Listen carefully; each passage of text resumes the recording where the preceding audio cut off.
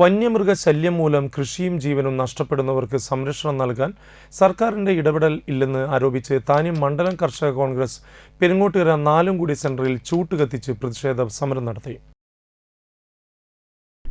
Nattika block Congress vice പ്രസിഡന്റും ഗ്രാമപഞ്ചായത്ത് മെമ്പറുമായ ആന്റോ തെറിയൻ ഉദ്ഘാടനം ചെയ്തു. കർഷക കോൺഗ്രസ് സംസ്ഥാന general secretary M P Sajeev അധ്യക്ഷനായി.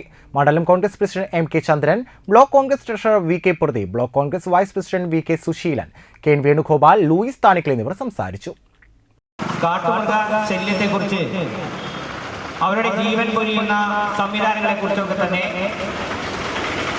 നമ്മൾക്ക് പത്രമാധ്യമങ്ങളിലൂടെ കാണാൻ കഴിയും.